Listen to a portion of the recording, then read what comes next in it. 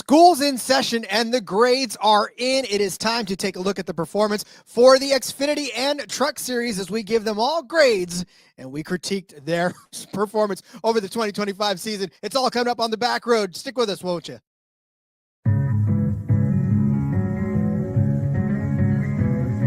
a non-points race, but it is a short race. Checker flag. That's all this race is. Two from the stage.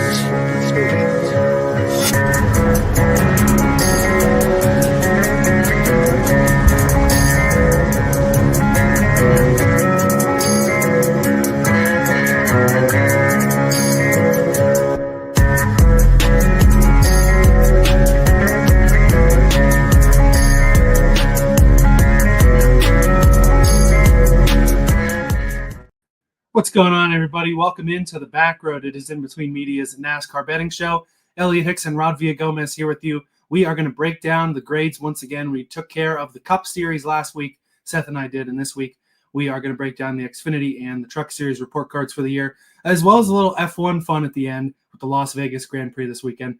Still pretty exciting weekend for motorsports, even if we're having to look back on NASCAR. Should be a fun weekend out there in Sin City.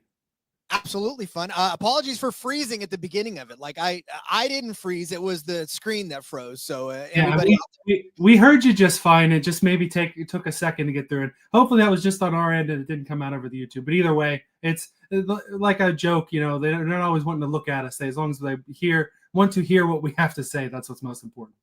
Believe you me, nobody wants to look at me, but Elliot, exciting weekend in motorsports. Yes, Las Vegas Grand Prix is happening too, but it's always fun to take a look back at what happened in 2025 because you can't learn without seeing where you've been and evaluating what you've done. And, you know, going forward, these teams are going to look a lot different, obviously, with a lot of even the new sponsor, O'Reilly series is taking over. So as we look back at the Xfinity series, we'll actually put a close to that one for good.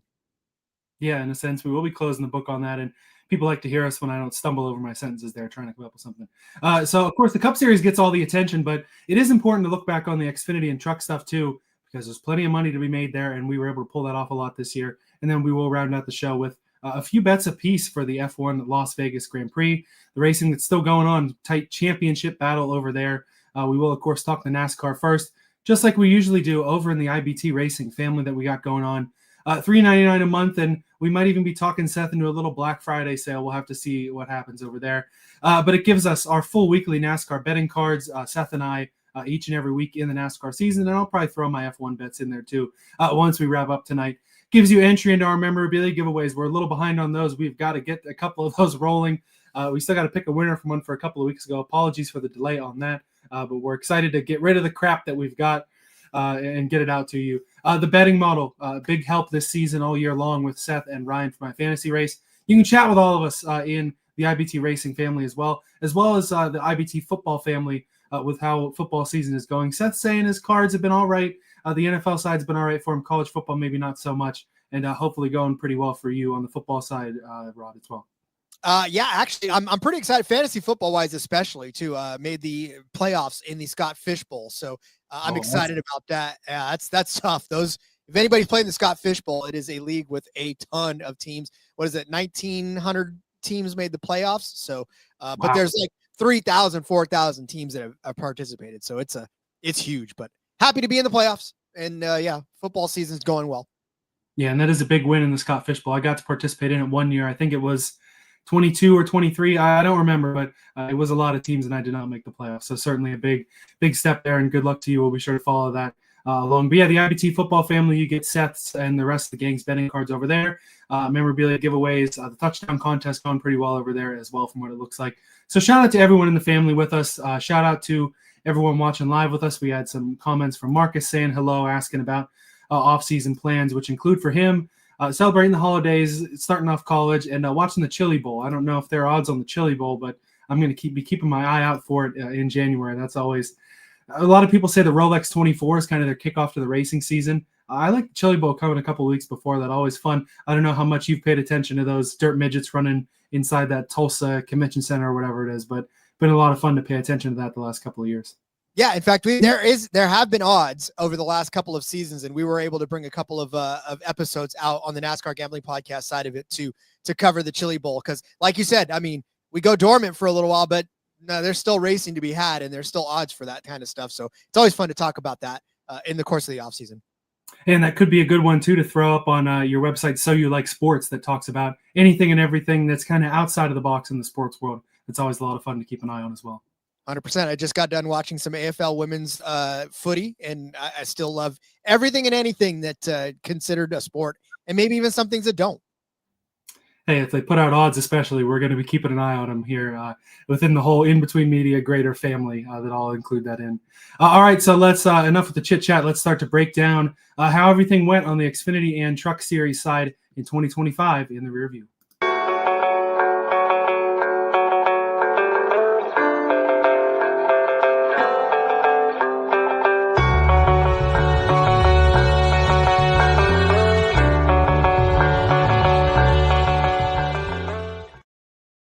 I definitely missed this in the intro too. Shout out to everyone listening on the audio version as well as 101.5 FM Talking West Tennessee, 8 o'clock Saturday nights over there. Links to all the fun in the episode description. It's just one of those things you throw out every week and you think you'll catch it, but you don't. But we're just excited to get into the breakdowns here. We're starting on the Xfinity side just as we set it up on the Cup side in order of the highest position in the driver standings. This year, that was Jesse Love on the Xfinity Series side, giving Richard Childress Racing the championship there in that number 2. 2 wins, 9 top 5s, 22 top 10s for the year for Love. Had a third win disqualified over at Rockingham too. And Love, I mean, he did it to poor Dale Jr. again. The one car that was not a JRM car in that championship 4 gets it done. For Love, obviously a championship season that was pretty well deserving, and especially for RCR as well, to take the chance on this kid, kick a guy like Sheldon Creed out of that 2 car, who was a pretty successful driver still. Taking a risk on the young guy, it really has paid off for them. Well, and he was making noise last season. And the thing of it is, too, we knew Jesse Love was going to be a championship contender at some point, right? And we knew it was going to come probably quickly. Obviously, it did. But the thing is that all of a sudden Connor Zilisch comes in this year and really just sort of steals the thunder that we expected out of Jesse Love last year, right? He was getting all the headlines, obviously for good reason, right? You win all those races, you're gonna get the headlines, and you're gonna deserve it. But Jesse Love was kind of like swept under the rug because of this new shiny object that came into the room. But Jesse Love was last year's Connor Zilisch in a way. He wasn't winning all the races, but all the talk was, hey, look at how talented this kid is. Look at all the polls, winning a couple of them. And just the impact that he made on the sport in his rookie season was overshadowed by Connor Zilisch and the impact he made in his rookie season. So I feel like it's actually fitting that Jesse Love was able to win the championship this year, because a lot of people sort of forgot about him because of what happened with Connor Zilisch. And he was like, no, listen, I was this guy last year. You guys were all talking about me. So let me stake my claim and then, kind of shoo Zilisch out of this series altogether. Cause now he's going to be in the Cup Series. But I look, it's a fitting win. We've all praised Love for the last couple of seasons, and now he's proven why we were doing it. Hey, we've loved some Love for sure, especially on this program. And even without the same consistency of the wins in the top 5s that we saw from Zilisch or even his teammate Austin Hill, 22 top 10s, still one of the top numbers in the year. The consistency still there. And even though Love didn't always make the headlines, we did see Austin Hill make the headlines, oftentimes for the wrong reasons. Ended up 6th in the final driver standings. 4 wins this year for Austin Hill, 13 top 5s, 18 top 10s. Of course, 3 of those wins on super speedways and one of them at Martinsville in that absolute mess in the spring. Made the Owners' Championship 4. Would have had a good shot at the Drivers' Championship 4. We don't have to rehash all of the Austin Hill chicanery that happened this year. But overall, I mean, he's got to kind of feel good seeing his teammate win the title, knowing that the championship caliber is still there if he can get his head out of his rear end. Well, and that's the thing. I mean, honestly, he knows it. We know it. The world knows it. And so all you have to worry about is next season for him and making sure that nothing like that happens again. Because, look, beforehand, we were giving Austin Hill out as an auto top 5 on just about every single track out there, especially super speedways, especially Atlanta, right? We knew that Austin Hill was going to be good on those tracks, and we made money off of Austin Hill. So, for us to just be like, oh, he's all of a sudden trash. No, I mean, look, he made a huge mistake. Now you rebound. Now you figure things out, grow, mature, move forward to next season. And, I'm not off of him completely. But I will say that if he comes back the same way that he was this year, all right, maybe I will be. But, if he grows, if he learns, if he figures it out, then the 21 will be back on our card next year. It is a really funny dynamic that of this team, it's the 19-year-old kid that we're talking about, champion driver, knows how to get it done, and it's the 30-plus-year-old that we says he needs to mature and get his act together to do well. Richard Childress Racing takes home the title, but undeniably, Junior Motorsports was the best team in the Xfinity Series this year. Of course, Connor Zilic leads it off with 10 wins in his rookie season, 20 top fives, 23 top tens, and that's even with missing a race and a half after a couple injuries. 18 consecutive top fives broke the series record. Truly a historic season for Zilic. Everything but the title. We had that sour feeling in our minds with Zilic not being able to take that title, but overall, an extraordinarily successful season, better than we thought. Even with Seth and I slamming the over on his win totals, those were 1.5 and 2.5. Nobody expected 10 wins, and overall did everything he needed to do and then some to prep himself for full-time Cup next year. That car must have been heavy on GPS to find its way to the checkered flag every single time, because not just him. I mean, a couple of times that car was reaching victory lane without him in it. So the 88 knew how to win races, and it was almost like it was AI controlled and just won because that's exactly what it was supposed to do. But yeah, for Connor Zilic, I mean, like we said, this was the Jesse Love of last year, except with a hell of a lot more checkered flags in his closet. So what we are about to see from him in the Cup Series, obviously we must temper expectations. I don't know why his championship odds are as short as they are. It's crazy. I don't think the books are going to get burned if they gave him an accurate number, not buying into the hype. But whatever. That no one should be betting on him right now for a championship in the Cup Series. But but I mean, for him in the next season, just to see what he can do now in Trackhouse equipment and be able to have teammates like SVG and Ross Chastain, the sky's the limit for him. We just have to wait a couple seasons, I think, for it to come to fruition. I'm glad you mentioned how ridiculous those title odds are. Seth and I will break down the 2026 championship odds first look as part of a show coming out early next week to prep you for your Thanksgiving travels. And that was my big point, that right now his odds as low as 10-1. And I made the point, you're a moron if you're betting that. But that is a conversation for another day. We got to celebrate the rest of JRM here in their year. Justin Allgaier, a typical Justin Allgaier type of year. 3 wins, third in the points, 15 top fives, 20 top tens. Kept his momentum going from the title year, made another championship 4 run. And even as he's getting a little long in the tooth, the years are going by, he's in the latter half of his career, Justin Allgaier is not slowing down. And that's a testament to just his ability to continue to be good at his craft, right? I mean, Justin Allgaier, the Cup Series opportunities have not been there, but you do not see him get discouraged. You don't see him change his strategies. He's going to go out and he's going to do the best that he can every single time he gets behind the wheel of a car. And I love that. I mean, that's what you need as an anchor for a team, right? Somebody who knows that they can just be good, right? I know that everybody wants to get to the Cup Series. We want to be the best and the best and the best.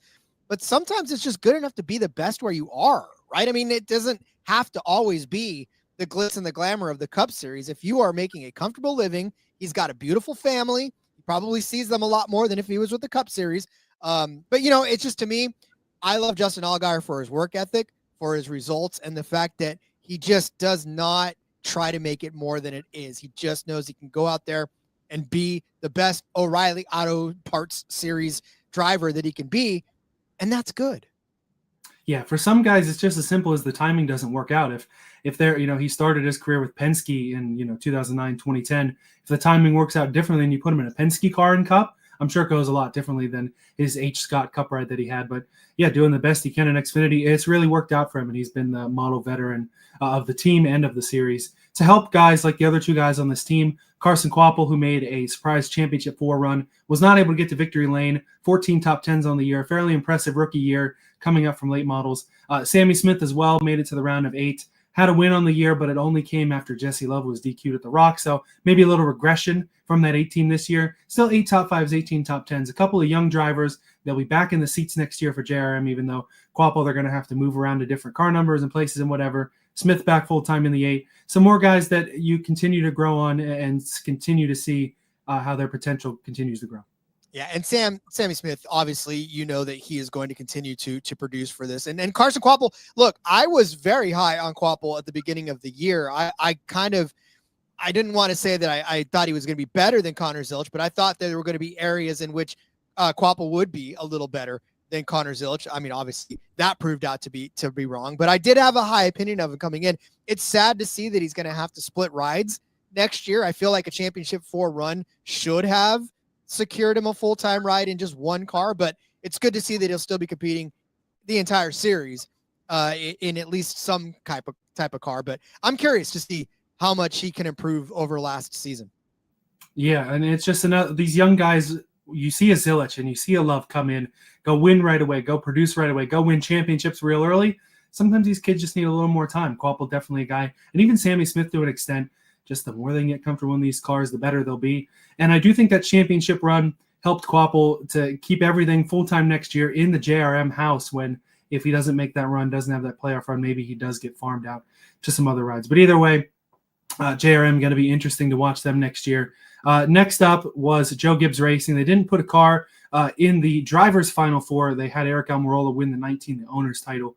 Got to start with Brandon Jones, though. 5th in the standings, a pair of wins this year, 8 top 5s, 13 top 10s. But overall, the highlights for him, getting back to victory lane for the first time in a few years was really good. His best numbers in multiple years. They're going out there dominating some races. Another one of those kind of Xfinity lifer guys, but a guy who especially really has a feel for these JGR Toyotas, and a really successful year for the 20.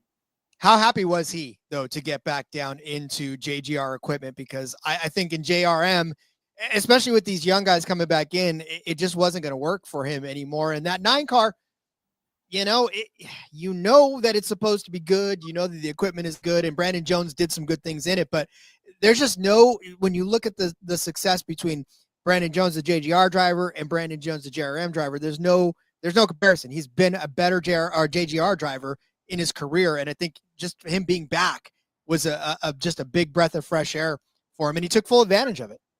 Yeah, no doubt about it. Forgive me for jumping back, but a big part of this show is giving out letter grades for what we thought of the season, not just really talking about it. I feel like for RCR, got to be an A+. You take home the championship, get a lot of wins. Could have had Austin Hill there as well. A+ year for me for RCR. Can't argue with that. I mean, top grades for a top finish. And then for JRM, I feel like it's maybe more of an A- almost seems too harsh.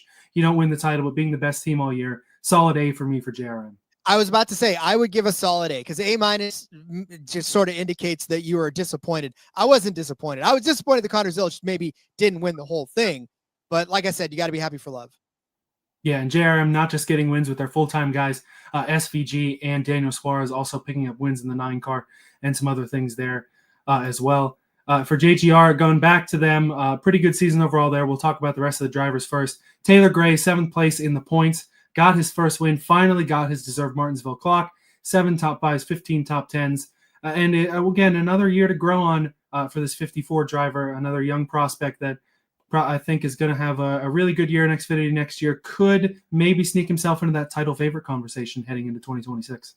Hey, we've been shifties since his time in the Truck Series, so I can't necessarily hate on Taylor Gray. And honestly, too, this is another one of those guys where he had so much success in the Truck Series that when he came over to the Xfinity Series, you thought it was going to immediately translate, especially in JGR equipment. He definitely has the potential to continue to grow on everything he's done. And I think late in the season, he really did start to insert himself into the mix a lot more than he did earlier in the season. So what that tells me is that he was getting more comfortable in the equipment, and we were starting to see him assert himself into the win conversation at the end of the races. So I think Taylor Gray is going to be one to watch, especially with no Zilich next year, and potentially a couple of other faces missing. So I think, Taylor Gray is one to watch.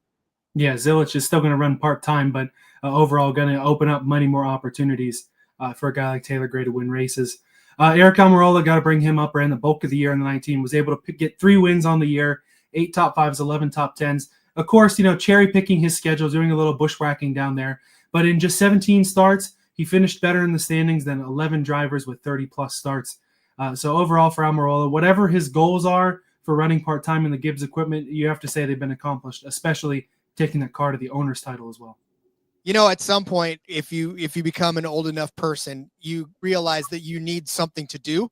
And so I think for Eric Almirola, driving the 19 became that something to do. Because look, you do what you love, right? And if somebody's going to extend the opportunity to you to do something you love, then why not take advantage of that? And for Eric Almirola, it's driving race cars and winning in those race cars. And, whether that's at the Xfinity Series or if he ever got another shot to drive in the Cups, he maybe would never take that. But, unless it's a Daytona 500 or something. But yeah, to keep coming down and competing, that's what he does. And he's damn good at it. So why wouldn't you?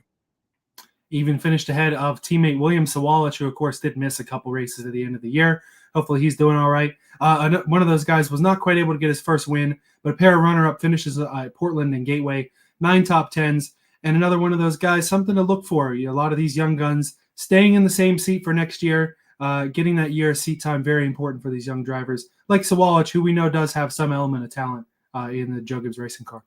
Yeah, you saw it, right? You saw it, and he was pretty much a staple on Cody's betting cards each and every week because William Sawalich always has the potential and the upside and is in the right equipment to put together solid finishes week after week after week. Problem was he would usually get caught up in somebody else's nonsense and find himself either several laps down or out of the race, and it was just a lot of bad luck for William Sawalich over the course of the season. Now, gratefully, it turned around, and you started to see a little more of Sawalich actually finishing races well toward the end of the season. So he's another guy that could possibly have the opportunity to improve, especially in this equipment. And these guys like Taylor and William, they're both in the right elite equipment to do some damage next year.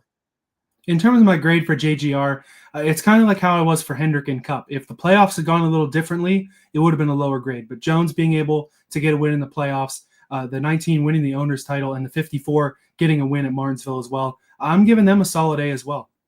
I was hitting a B only because I get that they were all up there, but maybe it's because I was grading off of expectations, right? You expect JGR to be a lot more dominant and a lot more actually in the playoff hunt, right? In the championship hunt. So for me, it's a B because there's better potential out there, right? You had the potential to be an A+ or an A drivers, but you ended up kind of falling short of that mark, and you get a B. Yeah, I can't argue with that too much. I feel like with their driver lineup, the expectations maybe had to be tempered a little bit. Gray and Sawalich doing it for the first time, the 19 with Almirola, and Brandon Jones after how poorly he ran at JRM. Not exactly sure what they would have done. And had they not had that success late on in the year, it may have even been a B- for me, but being able to get things done toward the end of the year, really put yourself in a position to succeed next year. I can understand a B, though. I really wouldn't go any lower than that, though. But I do think that's fair, especially because the super teams always want to win the title. And if they don't win the title, they almost consider their season a failure. So I was a tough professor. So they're definitely just a expectation for me. And if you don't hit that, then I'm definitely penalizing you for it. Hey, they say C's get degrees, so B still puts them in solid spot as well. To round out the playoff, guys, a couple of single-car teams, starting with Big Machine Racing, who took a chance on Nick Sanchez moving up from the Truck Series, got rewarded with a playoff berth via a win at Atlanta in the summertime, 7 top 5s, 12 top 10s. This was a team that was set up pretty well. Parker Kligerman full-time a couple years. They got a win a few years ago with Reddick. Going with a full-time young prospect who'll be back in this car next year.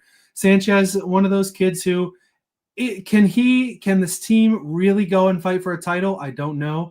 Should they expect to go win races and continue this playoff berth, continue to maybe raise his stock in this series? I do think so. Yeah, and the 48 car obviously is in the team is worthy enough to be considered in the mix for the playoffs each and every season, especially we've seen Parker Kligerman run well in it, like you had said. And for Nick Sanchez, the Truck Series was good to him, and then he moved up here to this, and he's another guy kind of like William Sawalich that he would just get caught up in a lot of people's stuff, and sometimes he put himself in a bad situation. But I think he just needed to learn a little more as well. There's guys that can come in and dominate, like Connor Zilic. Like you had said before, there's guys that just need to come in and learn a little bit. Nick Sanchez, obviously one of those guys that's going to take some time to acclimate himself fully into this series. But that win in Atlanta proves to you that there is something behind him being able to compete. I get it. It's a super speedway-ish, but a win is a win, right? I mean, a win gets you in a lot of cases in the playoffs. Yeah, and hey, he won Daytona in the trucks too, right? A couple of years ago. So being a super speedway merchant can get you places, especially in the Xfinity Series. Maybe I'm being too generous with the A's here, but I feel like I got to give an A to Big Machine as well. Getting a win, good young prospect in the seat, continuing forward development. It's certainly a successful year for them in my book. And see, here the hard professor is me. B+. I'll give him a B+. The fact that he won gets him that plus.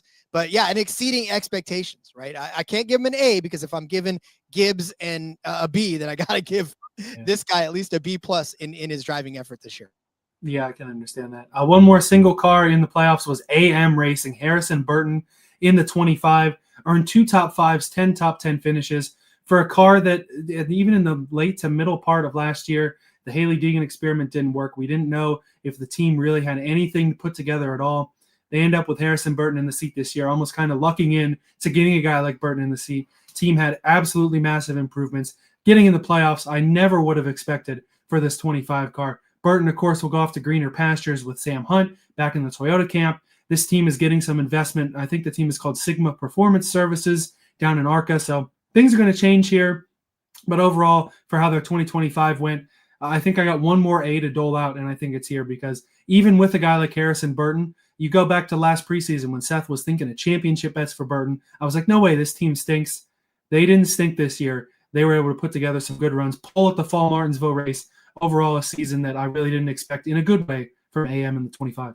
Oh, 100%. I mean, Harrison Burton knew coming back down to the Xfinity Series that he was going to have to prove that it wasn't because he was not a competent enough driver, right? And what better way to do that than to come and have a good season in the Xfinity Series, which he actually did on a team, like you said, that probably shouldn't have had playoff aspirations. Now he gets an F from me because his cousin, what he did to his cousin, but I'm definitely still bitter about the 25-27 kerfuffles.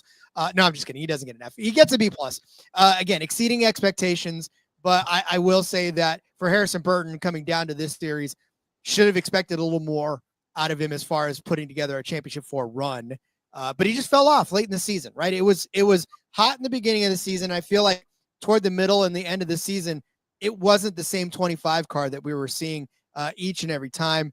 And so for me, like I said, a B plus is where I'm comfortable giving the AM Racing and Harrison Burton in general.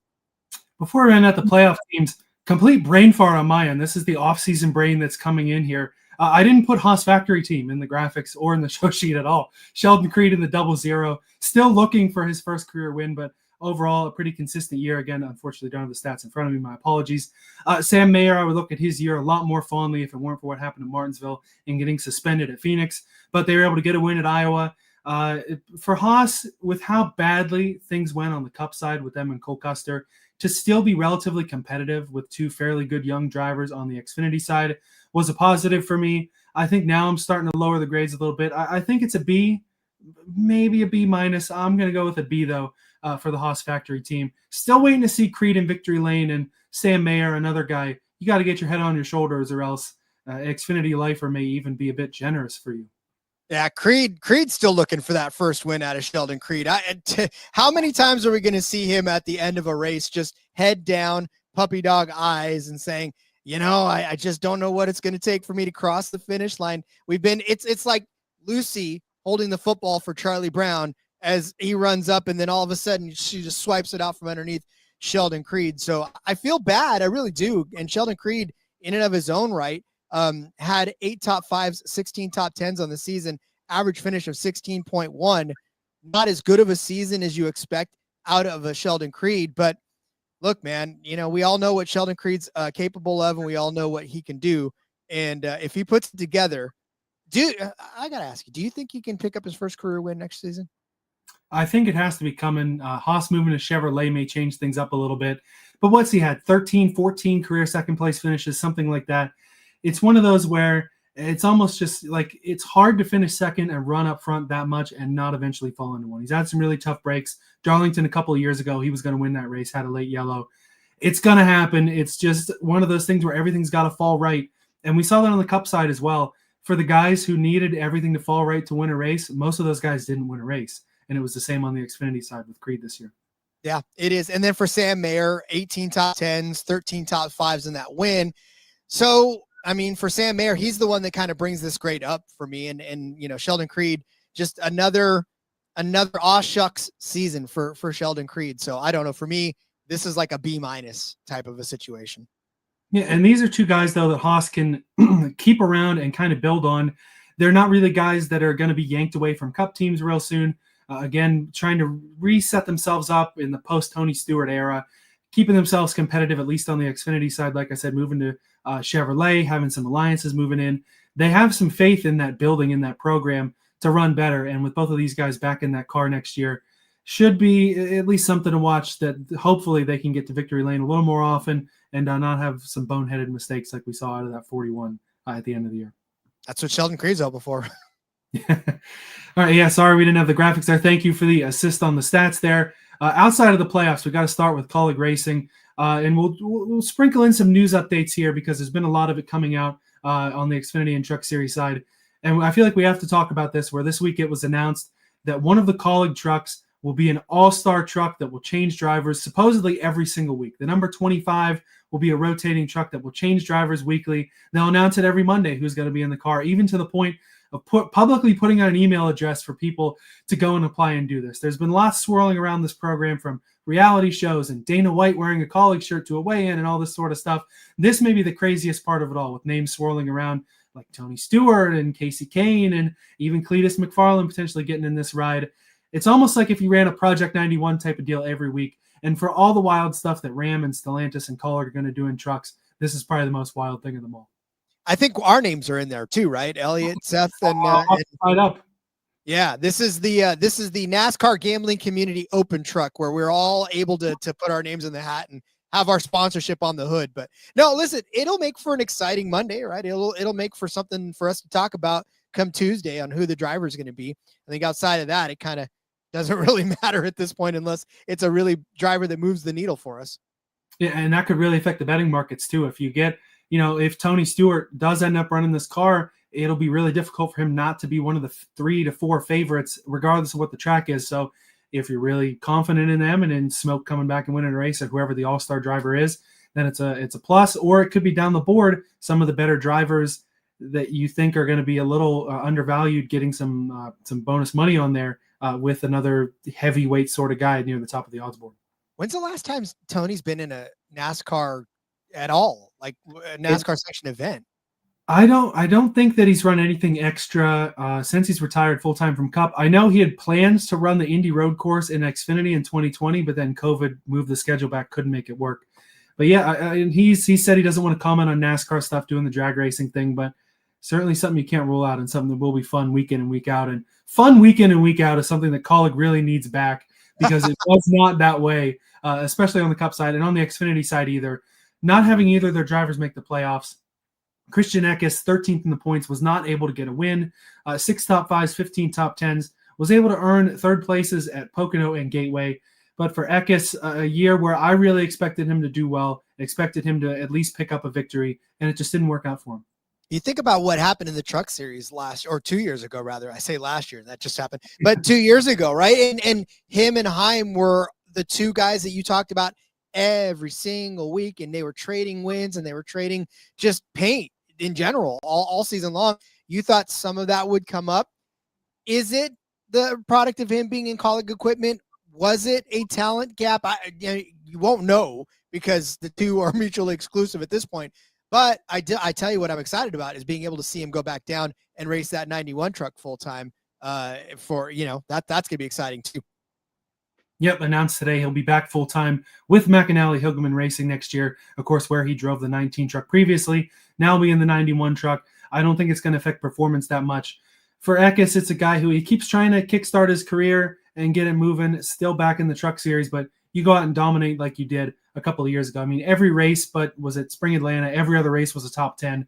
Again, just about everything short of winning a title, ending up finishing second in the standings that year. He's got to be excited to go out and show what he can do, because I know that it's better than what this year showed in Kaulig. Daniel Dye is going to be hoping for the same thing, going to be full-time in one of those Kaulig trucks next year. 20th in the standings this year on the Xfinity side.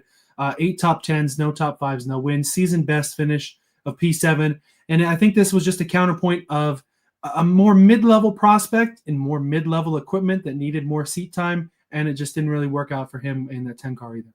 Mikey's going to be happy to see him back down. His son, we jokingly referred to to Daniel Dye as Michael Waltrip's son, because he kept talking about him every single time.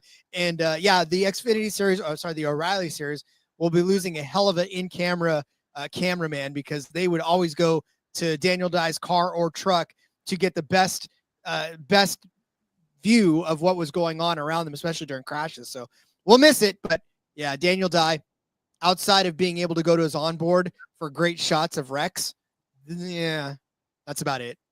Yeah, and usually his onboard was great shots of Rex because he was running about 20th where the wrecks were happening. So you couldn't really see it from any other camera, but it worked there.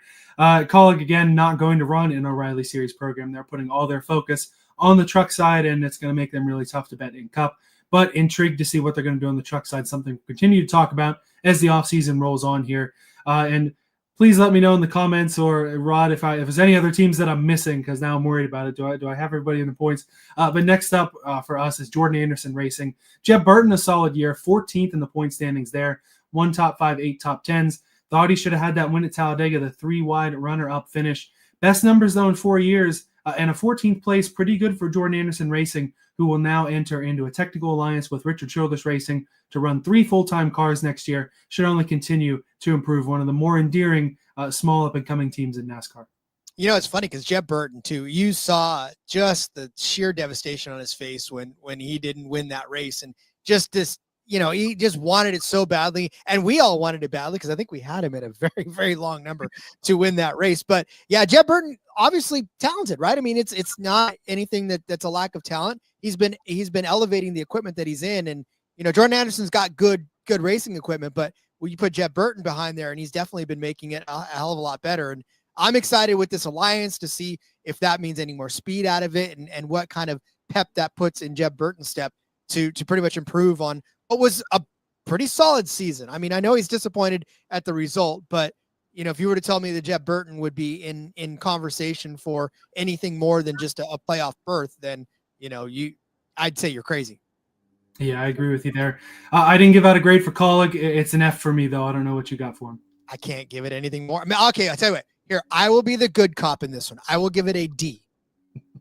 D, solid there. Because they participated. Yeah, there we go. Participation and kind of did all right. The other 2 cars for Jordan Anderson, Blaine Perkins, 26th in the standings, 4 top 10s, ran in the top 7 in both Talladega races, career best top 10 number. He's back full-time in that car next year, and they will run the 32 full-time with a mix of different drivers, but I tell you what, Austin Green had better be one of them. 1 top 5, 5 top 10s on the road course is highlighted by a runner-up at the Roval. Again, good young prospects getting seat time in an up-and-coming team. Can't argue with either of those choices running races for this team next year. If Austin Green doesn't get it, I don't know what your season is going to be like next year, because I don't know what you're going to be able to do. A lot less profitable on road courses, that's for sure. I'm telling you. Yeah, no, listen, for me, I think these two obviously are just kind of, they're there and they're going to be there. And I think the mantle, the piece that's going to be the best is Jeb Burton every year. So, I mean, I don't know what you're going to give him, but I'm going to give this one a C- because of Jeb Burton kind of carrying this up a little bit. C- is exactly the number I had in mind. I would almost think of maybe a C in the middle, but I know they want to do better, and I feel like they'll be okay with a passing grade. I feel like they would be respectable of that for sure. Something fun to watch, just as all these kind of mid-tier teams are, which includes Ryan Sieg and RSS Racing over there. Not able to get a win yet, but 15th for Ryan, 25th for Kyle in the standings. Ryan had 3 top 5s, 10 top 10s, led 77 laps at Rockingham, won him multiple times where you're like, man, he's so close to getting there. Kyle Sieg ran top 10 at the Summer Atlanta race as well. Again, one of those family teams that they're getting ever so close to getting there. Again, going to be in an alliance with Haas Factory Team, switching to Chevrolet next year. The rising tide lifts all boats, and RSS going to try to hop on that train. Tell me how unlucky Ryan Sieg continues to get on a week-to-week basis. We see him as a top 10 competitor each and every time, and then something happens, and whether it's a tire, whether it's getting into somebody else, whether it's whatever. I mean, I think it's been mechanical even a couple of times last season, but there were so many opportunities for Ryan to finish top 10, top 5 that just seemed to get yanked away from him for one reason or another. And I know, again, Cody had him in an auto top 5 bet almost every single week, but unfortunately that didn't hit nearly as much as you wanted it to. And I feel like if he can turn his luck around, Ryan Sieg is going to be one of those guys that we're continuing to talk about week after week after week, and for good reason. And Kyle, you pick your spots with Kyle. Yeah, it's nice to have a little family affair over there. Young kid getting some seat time there. And yeah, the top 5 bet only hit 3 times. So not what you want out of Ryan. I'm going to go C- for this team. Same reason as Jordan Anderson. They know they want to and need to do better. They're going to be aiming for that. Gives them something to work toward. Yep. Right there with you. C-. All right, rolling through some of the last couple of teams here. Sam Hunt Racing, Dean Thompson, first full-time year, 16th in the points, 1 top 5, 8 top 10s. A little more than I expected. He was not a guy that really lit it up on the truck side, but fairly consistent year. They're going to go full-time with a second car with Harrison Burton, a second full-time driver over there. The future is bright, and I'm giving it a solid C, better than I expected. I know they can do better, though, and they'll be an important piece of the Toyota camp next year. They get a C+ from me. Well, Dean gets a C+ for me because toward the end of the season, that started to become a little bit more. We were riding the mustache a lot more toward the end of the season for top 10s for sure. And even some fringe top 5 bets. But yeah, I mean, listen, I feel like he's going to be a nice, solid driver again next year. I feel like this team did some pretty good things. So I like the C+ for Dean Thompson, but only because his mustache is epic. Yeah, the stash definitely adds a couple points to that grade for sure. Alpha Prime Racing, one of those fun mid-tier teams as well. They ran full-time with Brennan Poole and Parker Retzloff this year. 19th for Poole, 22nd for Retzloff in the standings. Retzloff going to be going to Viking Motorsports in the 99, which is going to also have an RCR Alliance next year. Future's bright for him. Poole back in the 44. Between the two of them, 3 top 5 finishes and 8 top 10s. Brennan Poole P4 at the Rock and his best numbers in Xfinity since 2017. For Retzloff, started and finished second at Rockingham. Some guys that are fun to watch. Poole becoming one of those Xfinity veterans. Had his ride with Chip Ganassi a while back and now keeping himself around in that 44 car. And Retzloff, a relatively underrated young prospect that it'll be really fun to see how he does in this Viking car kind of driver and team building together.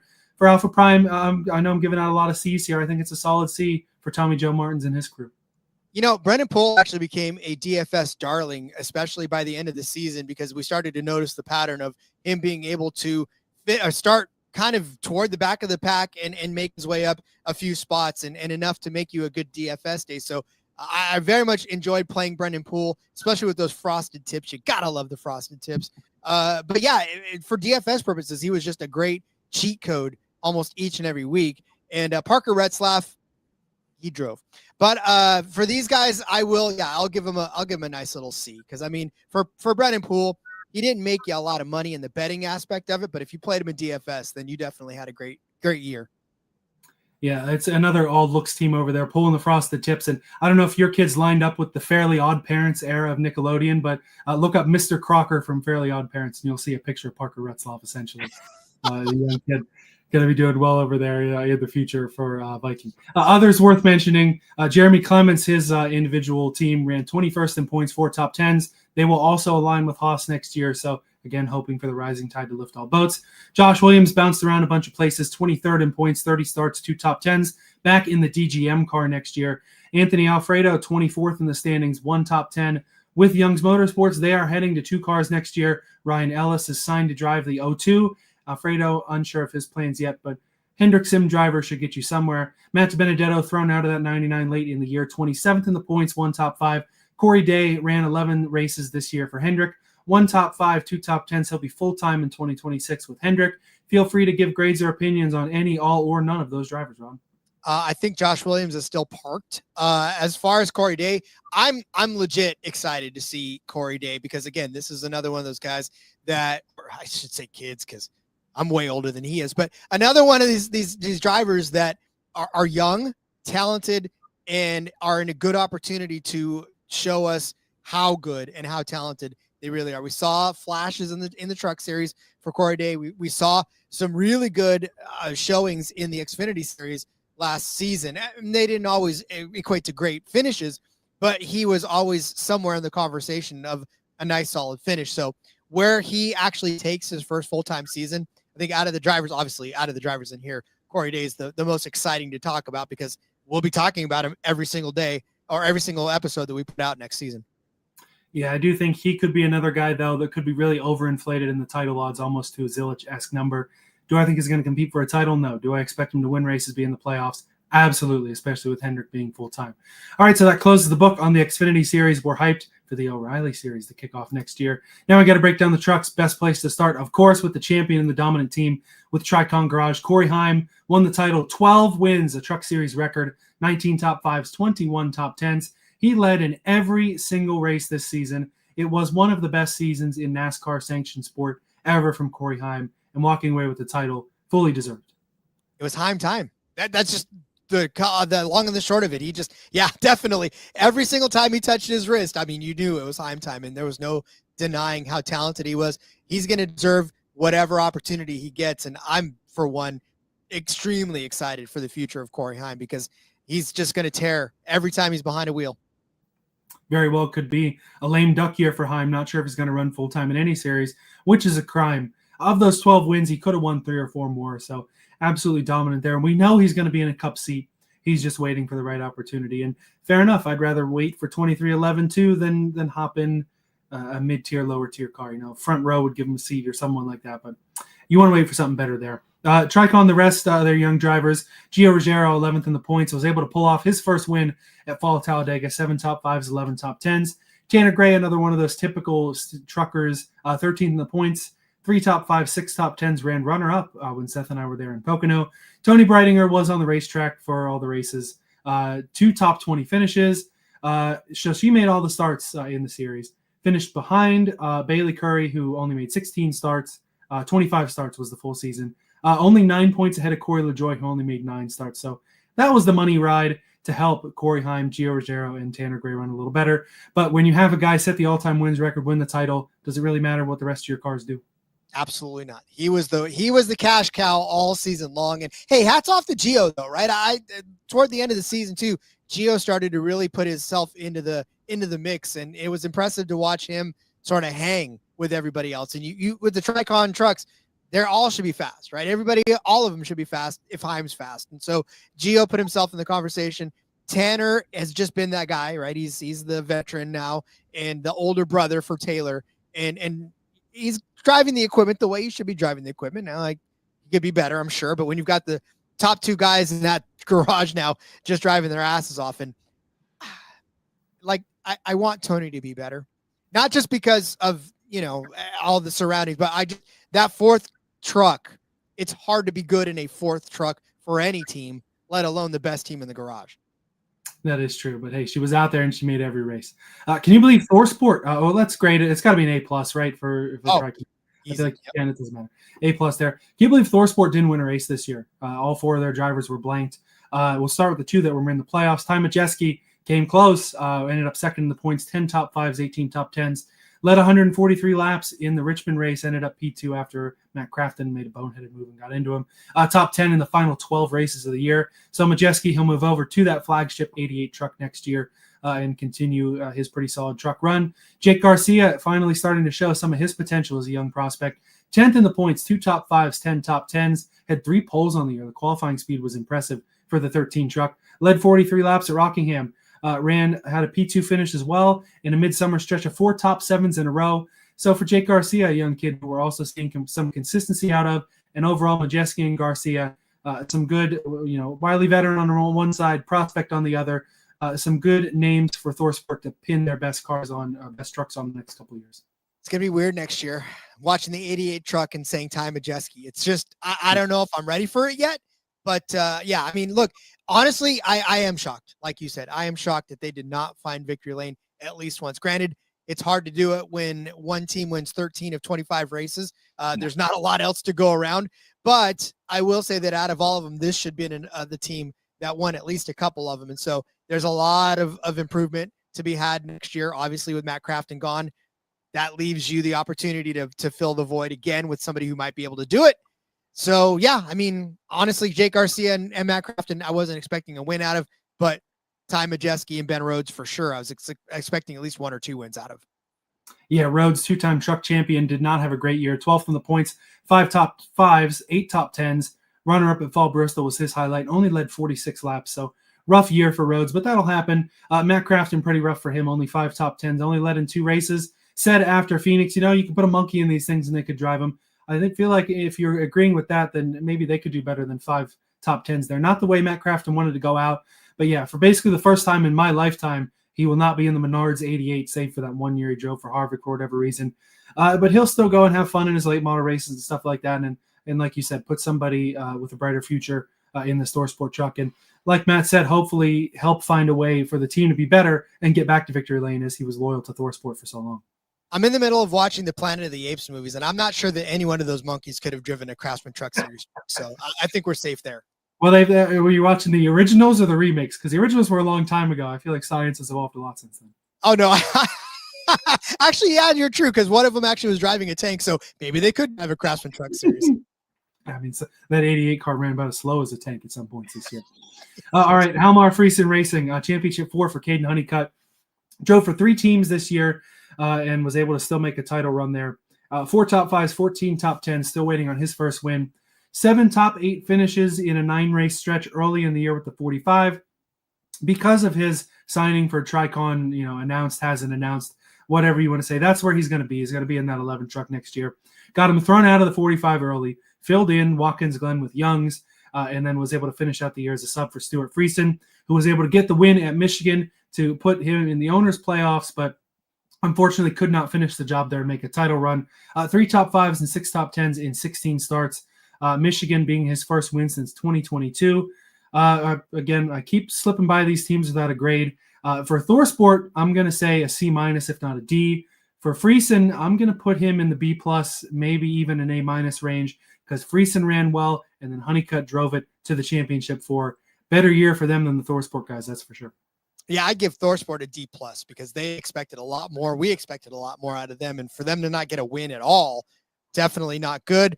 And only the Ty Majeski performance gives it the plus. But for Friesen, look, this is a B+ for me, because Caden Honeycutt, obviously, man, what a story, right? We did not really expect this kind of a season out of Caden Honeycutt. He just kind of came out of nowhere. And then you're like, oh, look, I'm going to go here next year. And they're like, all right, well, then if you are, then we'll see you later. And for Stuart Friesen, the timing was just, for Stuart Friesen, you never want to get hurt.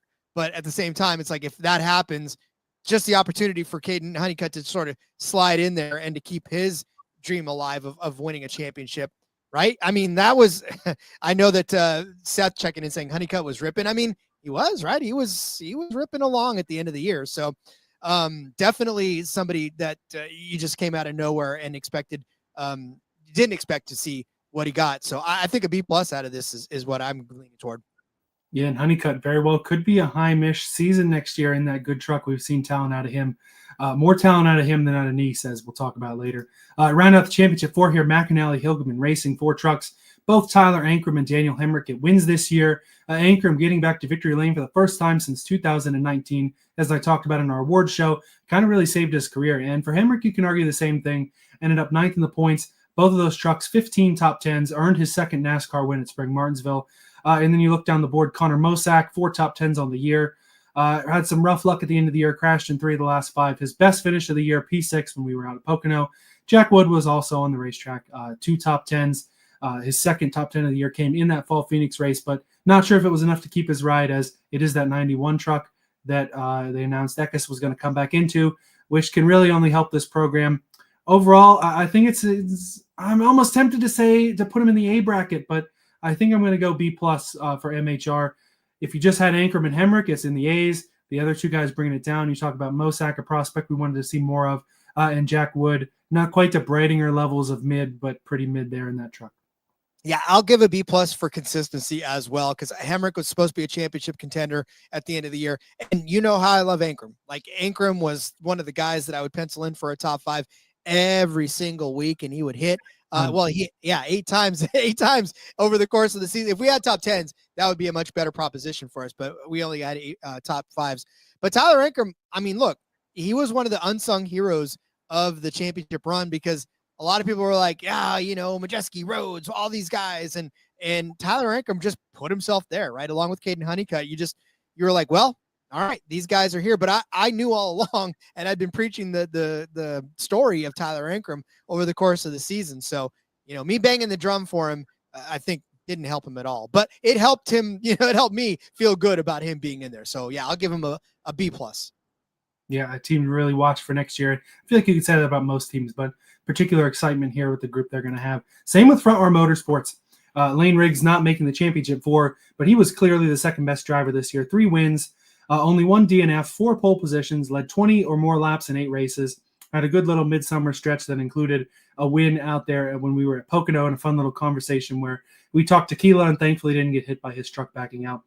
Riggs got to be the championship favorite for next year, and Chandler Smith got to be in that conversation as well. 8th in the points, a pair of wins on the year. Started the year with 6 top 8s in a row, kind of fell off a little bit. He needs more consistency to keep up with Riggs next year. But overall for FRM, I'm going to say B- because they didn't get to the championship 4, and Smith was really poor down the stretch.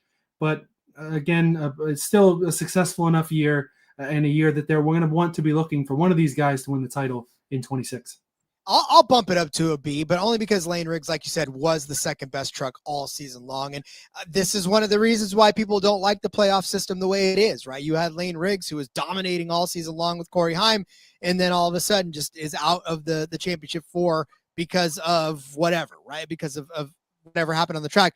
And then for Chandler Smith, that's kind of the reason why he's in the truck series, right? I mean, the whole story of his season, the whole arc of his season this year is why he's here in the first place, because we saw that in the Xfinity series, and that's why he needed to try to reassert himself. And unfortunately, I don't think he made a big enough case this year for that. So he'll be looking to do that again next year. No, if he's a kid that's okay with being a truck lifer, he could carve out a nice little niche there, but we'll see if he lets that get in the way. Some of those kids that need a little more help in the mental department. But again, I digress. So we'll talk about the future in the future. A couple more teams left before we crack open the books for the F1 race at Las Vegas this weekend. Starting out with Spire, Raja Caruth, 6th in the points, was able to get his second career win, almost make the championship 4, short of a wreck at Martinsville. Career highs in top 10s and laps led, earned his way into part-time for Junior Motorsports and full-time in the Xfinity Series next year, which, again, as I talked about in the award show, better than I expected out of Caruth, really showing that he's a driver to be thought of in the future, moving up the ladder. Yeah, and look, for Spire, it was a lot of fun to watch these guys go, because obviously Raja Caruth was one of the drivers last year after winning at Vegas at huge odds. You definitely knew that you were in for it as well. And, you know, overall, I feel like this team in the Truck Series just as fun to watch as they are in the Cup Series, minus maybe one driver. I don't know who that could be, but yeah, I think there's some pretty good. Well, like you said, we'll talk about the future in the future, but in this instance, Raja Caruth was in the conversation, was always, you know, just a stalwart driver, 13 top 10s in 25 races, only 12 times missing the top 10. That's really good for a team like Spire. So I'll give them a B minus. Maybe. Well, I'll give him a B because of the win. Yeah, I was thinking a B too. Certainly not any higher than that, though, because of their other rotating trucks, they certainly wanted things to be better. They also probably didn't want to shut down a team in the middle of the year. But amongst those rotating crew, I think Kyle Busch got a did he get a win in Atlanta, or am I thinking that was last year? Was he like last year? Maybe. I don't think Kyle Busch has won in a while. Yeah, but either way, their rotating cast of characters not as strong as they wanted to be. They had to boot Andres Perez Delar halfway through the year. But Corey LaJoie, I wanted to touch on 3 top 5s, 7 top 10s, and 9 starts. He really didn't suck for someone who didn't want to be there. Certainly worth mentioning there, even though he's not going to come back. He's a guy that if he came back and ran this truck full time, could be a title favorite, but not interested. And yeah, I'm going to say a B minus because I know they wanted those other all-star trucks to be better, and they just weren't. Yeah, I will not comment on Corey LaJoie, much like he would never comment on me, and that's fine. Totally fair. All right, CR7 Motorsports, Grant Enfinger, 7th in the points, 7 top 5s, 14 top 10s, a pair of runner-ups, led 144 laps in 8 races. One of those kind of situations where Cody Rohrbaugh and this crew were not necessarily expecting to land a guy like Grant Enfinger when he hopped in this truck a couple of years ago, but he and this team have been kind of a match made in heaven. They've had some good runs together, had a championship 4 run last year, and overall doing about what they expect for that level of funding, level of trucks, all that sort of thing.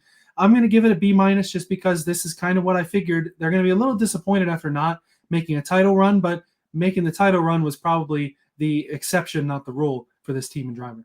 Yeah, and see, we're kind of close. I'm a C+ on Grant Enfinger. There's so much more that I expected out of him. There were so many opportunities that I feel like he could have had a much better finish on the race, and yet he just didn't. I don't know. It just didn't. It felt like to me he needed just a little more. I say 14 top 10s, and I kind of used Raja Caruth with 13 and gave him a higher score. But Grant Enfinger, I think, is capable of a little more than that. He should have been at least in the win column at least once this year. Yeah, I agree. Definitely disappointed they didn't end up with a win, I'm sure, in that building. But again, they're going to hope to get back there next year. Nice Motorsports, I wanted to single out, mostly just to clown on them because it was not a great season for them. They took in Andres Perez de Lara, who had 2 top 10s at Spire and 1 at Nice. Matt Mills ran full-time, 17th in the points. Bailey Curry ran the bulk of the races, ended up 22nd in the points. had a top 5, I believe, at the Spring Bristol race, or no, P7 at the Spring Bristol race, but ran pretty well there. His average running position was P7 at Spring Bristol. He ran into an issue. But in any case, they had a couple of bright spots. Most of them were all before they threw Honeycutt out of that ride. They were able to, I don't want to say trick a prospect into going there, because they have been a good stepping stone over the years. Tyler Reif, an ARCA prospect with a win, 4 top 5, 7 top 10s, and 12 ARCA starts, will drive the bulk of the year in that 42 truck next year. So bringing in some more prospects, still some hope there in terms of how this year went. I'm giving him an F because you threw a guy that was going to make the championship 4 for you, or very easily could have. You threw him out halfway through the year, and you didn't get anything out of your full-time guys at all. Yeah, this was not. I mean, I'll give him a D, but only because they were still there, right? And it was they took. I'll give him a D for that. But yeah, I don't know. This was not anything near what we've seen out of Nice over the long. I need to make some changes. Yeah, I agree with you there. They're going to need to improve a little bit to get back to anybody other than Ross Chastain really doing well there. Other trucks to mention: Rackley Ward, Dawson Sutton, one of Seth's favorites, 18th in the points, 1 top 5, 2 top 10s. He'll be back in this truck next year. Wanted to shout out Spencer Boyd, his small team, 21st in the points this year. And our guy Frankie Muniz, first full season in the Truck Series, 26th in the points, 1 top 10 at Daytona, made 21 starts with Rayoum Brothers, missed a couple races. And again, more than welcome to throw out grades, opinions, anything else there. It was neat to see Frankie Muniz run a full-time season. Still has Ford backing, not sure where it's going to take him. And these other 2 guys that are going to be interesting to look forward to in the trucks next year. All DFS darlings, I will tell you that right now. I look at Frankie Muniz. I love the story. So for me, I'm a sucker for his story. I do love that he's not quit, right? That's one thing that a lot of, I guess, famous people, if you run into this kind of pressure and this kind of, I don't want to say failure, but this kind of disappointment week after week, because you see it in his face every time he doesn't finish a race. He's always disappointed. He's always sad, but he keeps coming out. I love that kind of commitment. I love Frankie Muniz. So sign me up for his fan club. That is the fun part about the lower series too, is you get more interesting stories like that. Obviously, is the Cup Series in his future? Probably not, but hey, if he wants to go have fun racing, we enjoy having him around for sure. All right, we are excited for the racing that is still going on, even though the wrap-up now is completed. Let's continue to look forward to a fun weekend that we're going to have in Las Vegas with Formula One in our parking garage props.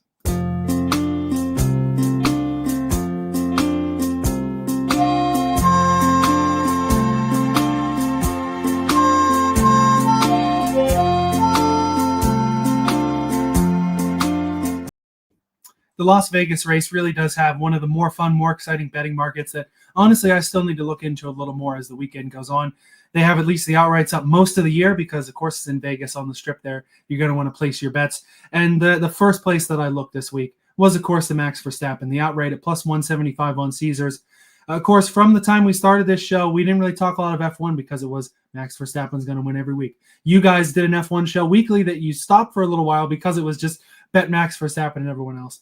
It's been different this year, and it's made things more fun, and it has shown just what a good driver he is, because obviously the Red Bull cars are not nearly as good as the McLarens or even as some of the Mercedes, the Ferraris in certain weeks. But Max, the last couple of weeks, he has put himself in position to still have a shot at unseating that papaya pair over at McLaren for a title. Last 7 races, 3 wins and podiums in all 7 of those races kept him in the title hunt. In Brazil, an absolutely ridiculous drive from starting in the pit lane, not just at the back, but in the pits to P3, even leading laps in that race. He's been good at Las Vegas, won the inaugural race here in 2023, clinched the title here in 2024 last year. And I think the win, which is basically what he needs to keep his title hopes alive, I think there's a damn good chance it happens this weekend. Well, and Max loves the United States, right? He's one of the more winningest drivers in the United States in recent F1 history. And the dude just comes over here and he takes home checkered flags. But for Max Verstappen, I do love, this is the Max Verstappen that I love watching right now, because the dominant Max Verstappen, you love to watch it from a historical standpoint of, he keeps putting all these wins together. He's winning 20 some odd races. He's just beating everybody by 15 million seconds. And like, that's fun. But the Max Verstappen that has to scrap and scrape and race, right? Not the one that's starting from the pole and winning from the pole and, has a 30-second lead and then he can pit whenever he wants. Like, this is the Max Verstappen that has to race. I love what he said after Brazil when he was like, well, we had to do a little bit of overtaking. It's like, dude, you had to pass the entire field except for 2 cars to get where you were. So, I mean, this is fun. To me, if you were to introduce me to F1 this season, I would definitely be a fan for life, because this has been a very exciting season with a lot of twists and turns, and not just, I mean, Lando has done Lando things this year, but it's not as if it was Max Verstappen winning 2/3 of the races and then everybody else fighting for the scraps. Yeah, guys having sections of dominance, Piastri's section of dominance, Lando's section of dominance, maybe the last few weeks, Max's section of dominance. It's a lot different than going out there winning, 2022 it was. He won all but 2 of the races, and the other Red Bull won the other one. So definitely more exciting to be into it here. And Verstappen, I think he enjoys this more too. As fun as it is going out, winning all the races, winning all the titles, it brings out the racer in him, I feel like, in a way that having the most dominant car by a million seconds every race, it's got to get a little boring winning all the time. In terms of winning, though, can't argue at all with your outright pick for the weekend. I mean, it's Lando Norris, right? Lando Norris right now. I will say that P1, or the practice one, for those of you who are not familiar, has already taken place. Lando was 6th overall in P1. He did have softs on, but you can't really gauge a whole lot out of it. Lando did touch the wall ever so briefly in practice one, but it's been Lando Norris, right? I mean, he is leading in the points right now. He is the guy that everybody else is chasing. He's put 7 wins together this year. He's been on the podium 17 times out of 21 races. He's won the last couple of races in a row. I mean, he is this year what Max Verstappen sort of was a couple of years ago before he won 20 races in a season, right? He's just been that dominant guy that he's gone through a couple of rough stretches, right? 18th at the Dutch Grand Prix, 18th in Canada. But outside of that, he's either been on the podium or inside of the top 10 in all of those races. In fact, he's been outside of the podium only 4 times this year off of the podium in 21 races. He's only missed the podium 4 times.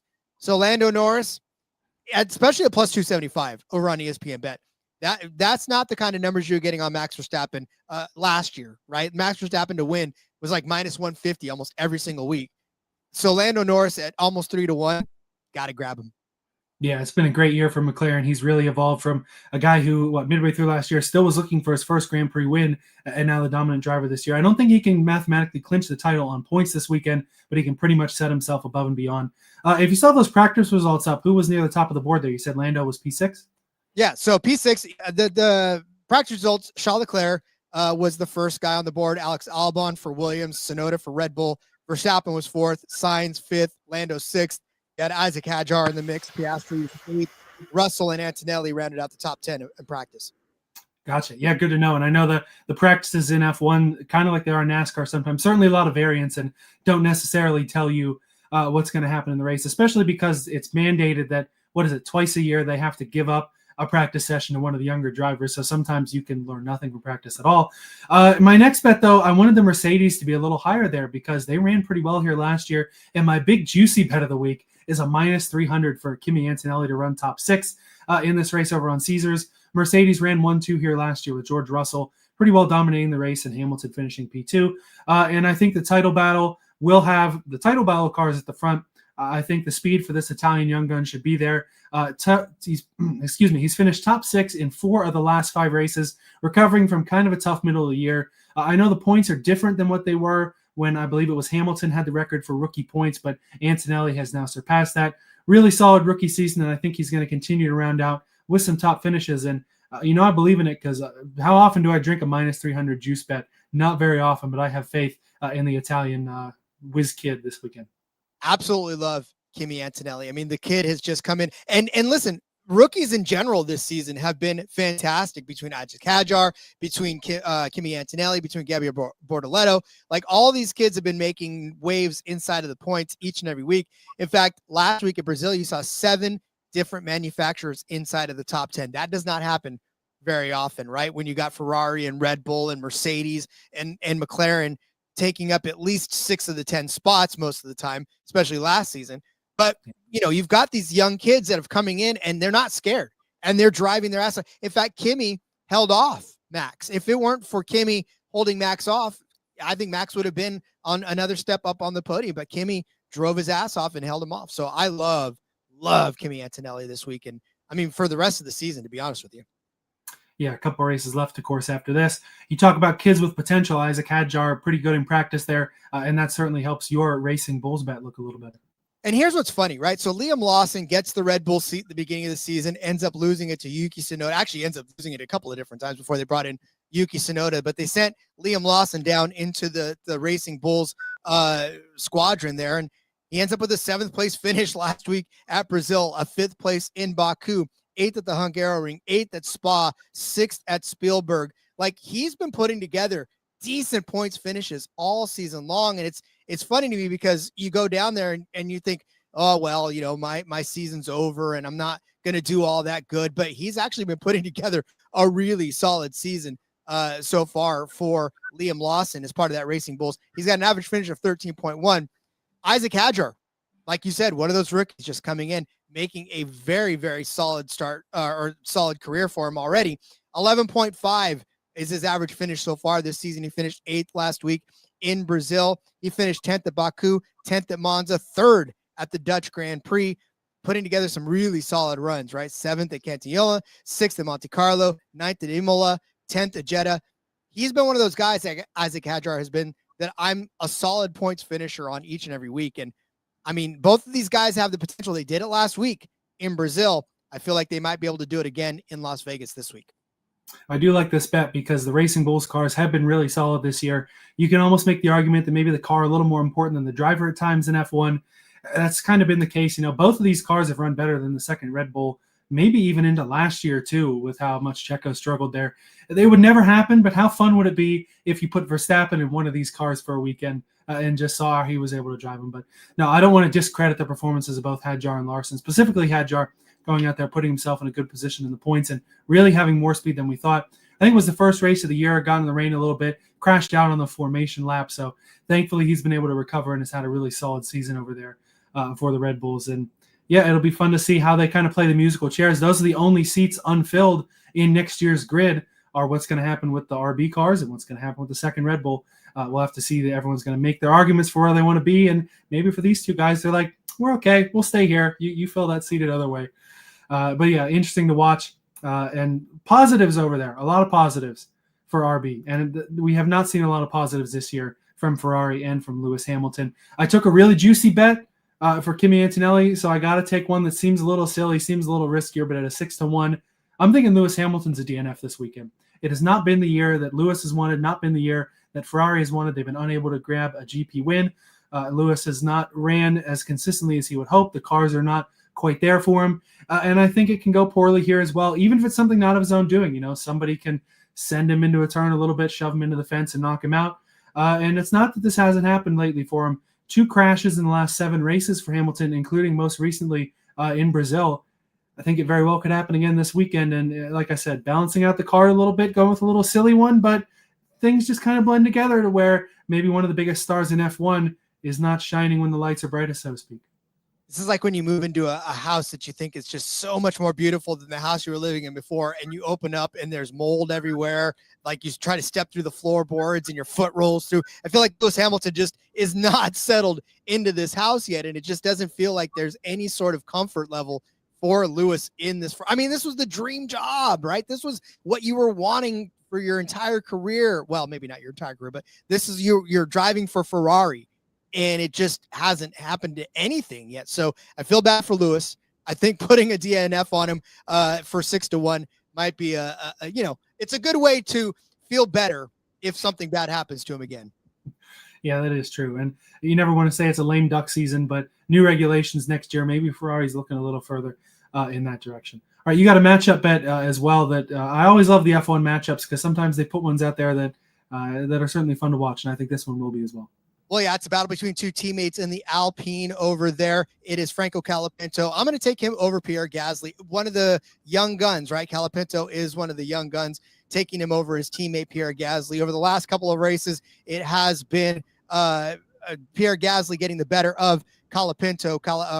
Gasly finished 10th place at Brazil and 15th at Mexico City. Colapinto finished 15th at Brazil and 16th at Mexico City. But if you look overall, over the last few races in Coda, Gasly finished 19th, 18th at Baku, 16th at Monza.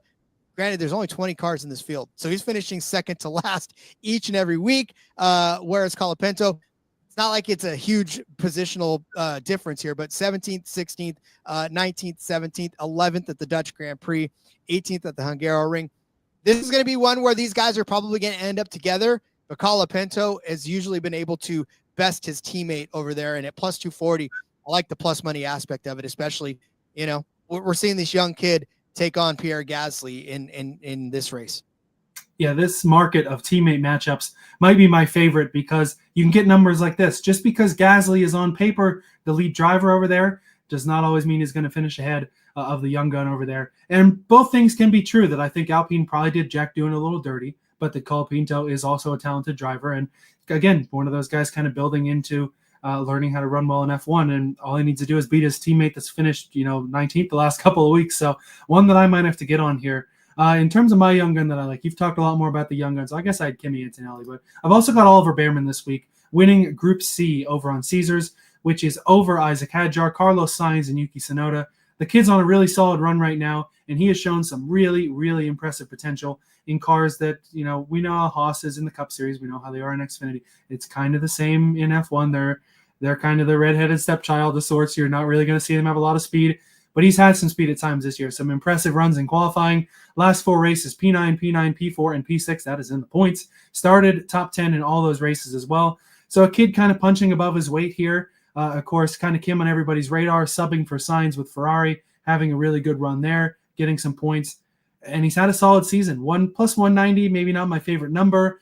Hadjar does kind of scare me. I feel like Sainz and Tsunoda are maybe not going to get close to this kid. But also, you've got to factor in the rookies. Maybe you're going to do some silly things. But I don't want to talk myself out of this bet because I do like me some Oliver Behrman in general. And it's a bet that I'm willing to take a risk on this week. Again, he's elevating that Haas equipment. I cannot argue with you. Ollie Behrman, one of my favorites this week, too. All right, one more bet left, and it's a fun little prop that we got. Drinking the Red Bull once again over there, Rob. Listen, just do this and don't look back, right? Red Bull fastest pit stop. They were 1.95 seconds last week in terms of their pit stop. They were the fastest in Brazil. They cashed this bet a lot last season. You never got it at plus 250. I'll guarantee you that much right now. I know that McLaren's had their fast pit stops. I know the Racing Bulls have had their time in the limelight. Ferrari had a couple, but it's always Red Bull, my friends. Always Red Bull. Plus 250 for the fastest pit stop. Yeah, and they may need it too. Again, if I'm expecting the title contenders to be up front, you're going to need a solid pit stop to keep that Red Bull on pace with those 2 McLarens with how fast they've been. So yeah, a couple of them that you brought up that I want to jump on. And overall, it'll be a fun race. And I'm a night owl personally, and I know you like this being on the Pacific Coast as well. 11 p.m. Eastern start time. It's a reasonable evening hour for yourself, and it feeds my degenerate, I want to stay up all night vibe there. I think the last couple of years it was a 1 a.m. Eastern start, so it's a little better now than it was, but still be really fun to watch. Just as the show's been really fun, thanks for riding with us tonight. Rod, if you want to throw out your normal plugs or if you got anything new to plug, let us know. Yeah, just follow me on Twitter at RJ Villagomez, where I shake my fist at the clouds and scream like an old man. And check out So You Like Sports. I'm reviving it. Now that the NASCAR offseason is happening, I got a little more time. So You Like Sports will ride again. Yeah, looking forward to it. Like I said, maybe throw a little Chili Bowl odds on there. I'll keep my eyes open as the offseason rolls on. Just as it rolls on here on the Backroad, again, we'll have a show for you early in the week where Seth and I break down the first odds for the 2026 Cup Series Championship, and we rank the books too. It was fun to kind of air our grievances out, but also give some props to all the sports books that we know and love and discuss every week. That'll be coming out early next week. Enjoy your holiday travels and enjoy everything there is to enjoy about this weekend. Thanks for riding down the Backroad with us. We will see you next time.